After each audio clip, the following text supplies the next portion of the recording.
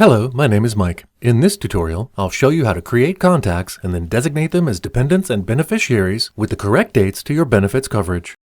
I'm signed in as an employee, Betty. Betty just had a baby and needs to add the baby to her benefits coverage. She's also getting married in a few months and needs to add her fiancé as a contact. There are 3 important things to remember when adding dependents and beneficiaries.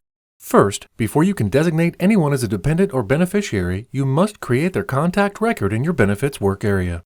I'm adding Betty's newborn as a contact. If I don't add him as a contact, I won't be able to see him when I try to designate him in Betty's benefits coverage. When you enter a contact here, you don't need to enter it again in the family and emergency contacts.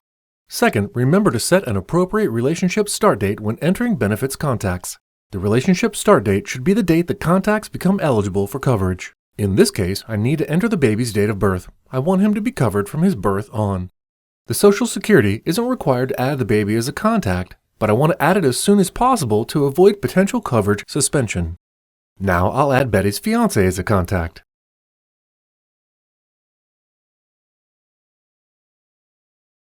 Since the date of the wedding is August 19th, I'll use that as the relationship start date. Since her fiancé can't be added to her benefits right now, I'll submit and save him as a contact.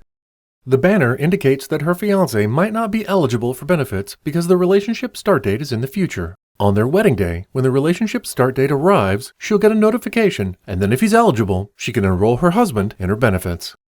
If Betty had just married and wanted to add her spouse, she would need to enter their wedding date.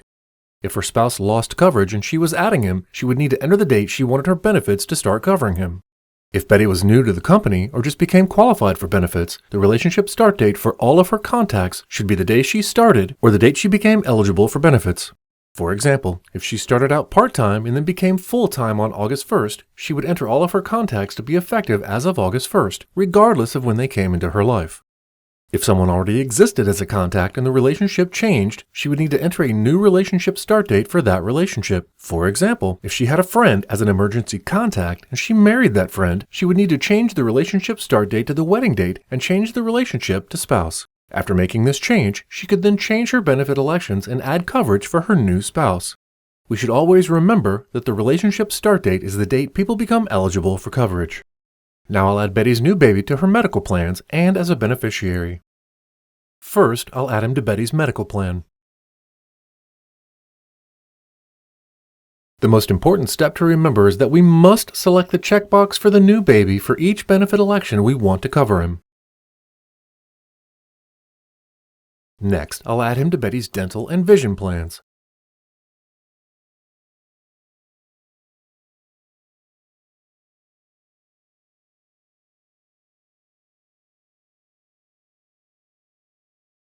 Then I'll add him to Betty's life insurance and distribute the beneficiary percentages.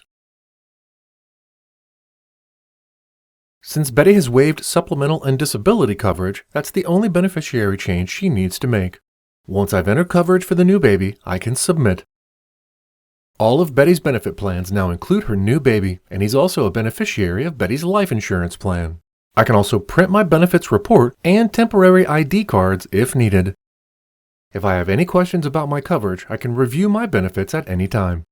I can select a program and view benefits up to 3 years back and 1 year in the future by changing the effective date. I can see what my benefit coverage and flex credits are on that date.